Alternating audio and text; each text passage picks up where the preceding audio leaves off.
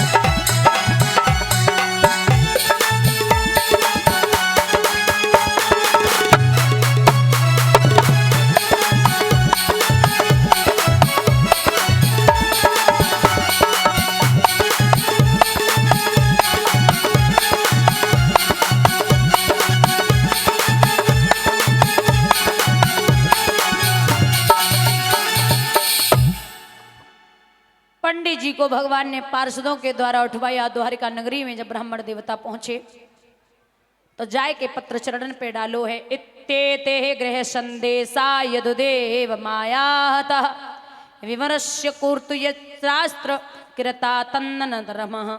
जवाब दिया कि आपकी भक्त की चिट्ठी है, आप महाराज पत्र पढ़ते ही पढ़ते यहाँ से प्रस्थान करिए। जब पत्र को देखा तो भगवान बोले, पंडित जी आप जे न समझो कि हमारे ऊपर कोई जज ना आए। नाना गुरसेन वसुदेव देवकी जी बलदाऊ भैया बैठे हैं, आप एक काम करो, 2-4 कदम चलो और खांसो, फिर 2-4 कदम चलो फिर खांसो। सोचेंगे ब्राह्मण बूढ़े हैं तो इतने से हम तुम्हें लेके चले, होते से रुक्मणी को ले आए। जब चले हैं तो ब्राह्मण ने 2-4 कदम बढ़ाए, बैठे उठे खांसे, फिर उठे फिर बैठे फिर खांसे। जैसे ही महाराज पहुंचे हैं ब्राह्मण देवता, भगवान बोले बलदाऊ भैया से कि ब्राह्मण बूढ़े हैं ने छोड़ के आए रे। बोले छोड़े आओ, और रास्ता में कोई मिले तो बात मत करना। बोले ठीक है। जब ये कहा कि बात मत करना तो बंधुओं रथ में बिठाए के पंडित जी को जब चले हैं भगवान, पल भर में ही पहुंच गए हैं विदर्भ देश में। रुक्मणी सोच रही जन पहुंचे हुए हैं जन्नाए, जन पहुंचे हुए हैं जन्नाए, तब तक पहुंच गए। आए गए, बोले हमहू आए और बेहू आए। तो जैसे ही देखा पंडित जी बोले हमारी दक्षिणा। बोले महाराज हमारे मायके में आइयो, फिर हम खूब भर भर के दिए, आप टेंशन ना लो बिल्कुल, हम जब तक हैं आपको चिंता करने की जरूरत ना है। महाराज निश्चिंत हो जाओ, आप मेरे ससुराल में आना। जैसे ही कहा कि ससुराल में आना तो जवाब दियो पंडित जी ने, बड़ी बेईमान ने करी बिटिया। बोले हमें ज्यादा जल्दी है। सहेलियों को साथ में लिया, 16 श्रृंगार की रुक्मणी ने सज के चली। तो मैया ने देखो बिटिया रोए रही है, जवाब दियो आज काय को रो रही, शिशुपाल आए कल विदा होवेगी तो कल रोइए। बोले नाय मैया जय समझे बेटिया आज ही जा रही है। सज के तैयार वही मंदिर के पीछे रथ खड़ा है। रुक्मणी सहेलियों के साथ गौरी माँ का पूजन करके और जब आगे बढ़ी हैं तो जिस हाथ में कंकन बंधा था उसी हाथ को रुक्मणी ने ऊपर उठा दिया। भगवान ने आगे बढ़ के बुलायो, हे देवी आगे आ जा। आगे जाए के रुक्मणी भगवान से बंसी मांग रही है, तनिक मुरली दिखाओ। भगवान बोले मुरली नहीं दिखाऊंगा। क्यों? तू ना जाने देवी कुबेर के घड़ा में एक पेड़ जमो, मैंने मुरली के नाम कटाए धरो है। शेष ने काटी महेश ने पेड़ी, ब्रह्मा जी ने सनकादि करी है, विष्णु जी ने छेद करे और नारद जी ने देख धरी है। सो मांग रही हमसे मेरे अरवन खरवन की बसुरी है। मौत महंगी है मुरलिया। मुरलिया के सारे से हाथ पकड़ो। रुक्मणी रथ पे चढ़ी। एक तरफ शिशुपाल की फौज है, एक तरफ रुक्म की है। बलदाऊ भैया ने विचार कियो कि काफी देर से गए अबे तक लौट के ना आए, तो हल और मूसल उठाए के पहुंचे और जो बैठो देखो रुक्मणी को रथ में। बलदाऊ बोले मना किया था किसी लड़की से बात मत करना। ये कौन है? भगवान बोले हम थोड़ी लाए ने, जो तो जबरदस्ती आई है। हमने तो बहुत मना करी, भैया डांटेंगे जमानी ना सोम ले आए। बलदाऊ भैया बोले तुम इतने सीधे ना आए हो जो जबरदस्ती ना ला सको। तो बोले ना भैया खुद पूछो। सो रुक्मणी जी से पूछी। रुक्मणी जी लाज लेके ओट घूंघट की और बलदाऊ से बोली जेठ जी हम मन से ही आए। तो बलदाऊ ने हल और मूसल ऊपर उठायो। बोले फिर टेंशन न ले, जो धान हमारे मूसल के लिए बहुत कम है, युद्ध बराबरी का होगा। रुको में एक तरफ शिशुपाल है, आवाज लगाई है रे ओ कन्हैया अभी तक तो माखन चुराता रहा, अब लड़कियों को चुराने का नंबर लगा दिया, खड़ा हो। भगवान ने पीछे देखो। रुक्मणी बोली जब ब्याह करवे को आए थे इनसे तो ये बातें कर ले।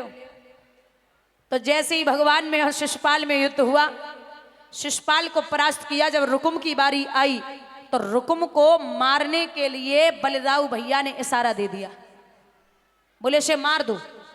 जो मारवे की बारी आई सो रुक्मणी ने झपट के पाए पकड़े, कान्हा के क्या कर रहे हो मोहन, भैया पे हाथ मत उठा देना, बेचारा है बंधुआ भी है, हे नाथ तुम्हारा चेहरा है और बूढ़े बाप की निशानी है, मत मारो भाई मेरा है। भाई पे हाथ मत उठा देना। अगर भैया पे हाथ उठा दिया आपने तो मैं जीवन पर्यंत तक अपने मायके की देहरी नहीं देख पाऊंगी। लोग कहेंगे कि रुक्मणी अपने भाई को मरवा करके चली गई। इसलिए कान्हा भाई को दर्द बड़ो बुरो होवे, आप भाई पे हाथ मत उठा देना। चरण पकड़ के बोली गोविंद एक बात सुनो, तुम्हें ना पता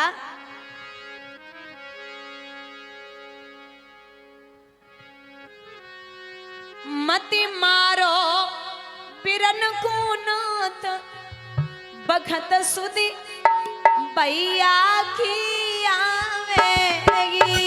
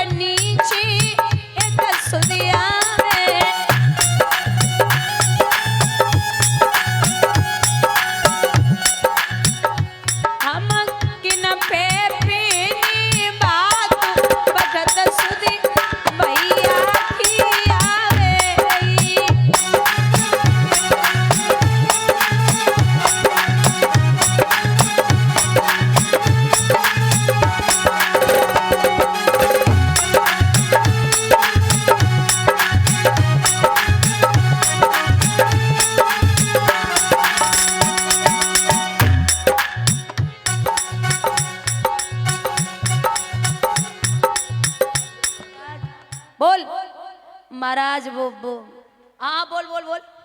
महाराज मैं सोच रही थी कि एक निवाला हमारे हाथ से खाए लियो। अब जैसो एक पाप वैसे 2 वैसे 10 वैसे 20 डुबकी तो लगानी है, लगाए लियो 20-50। बोले पागल है क्या, इतना पाप कर दिया वो तो कम है जो तेरे हाथ से भोजन और कर लूं, नरक में जाऊंगा नरक में। वैसे बोली महाराज नरक में ना जाओगे, एक निवाला खाए लो, हमारी बड़ी इच्छा है। नहीं खाऊंगा महाराज, 20 सरफी देना चाहती हूँ। चल कोई बात ना, ज्यादा श्रद्धा खिलाए दे। जैसे ही कही है कि ज्यादा श्रद्धा खिलाए दे, वैश्या ने एक टुकड़ा तोड़ो, ब्राह्मण के मुंह तक लेके गई और ब्राह्मण देवता की वापस थाली में वो टुकड़ा रखो, ब्राह्मण के गाल में तार से तमाचा दिया। जो तमाचो लगो सो पंडित जी खड़े हो गए। नालायक औरत, वैश्या होकर के हाथ उठाती है मुझ पे, मैं तुझे श्राप दे दूंगा। वैश्या बोली गुस्सा क्या कर रहे हो? हैं? बोले गुस्सा नहीं करूंगा, तूने घर में आकर के पंडित का ब्राह्मण का अपमान किया है। जवाब दियो महाराज अपमान नहीं करो, समझाए रहे। बोले क्या समझा रही है?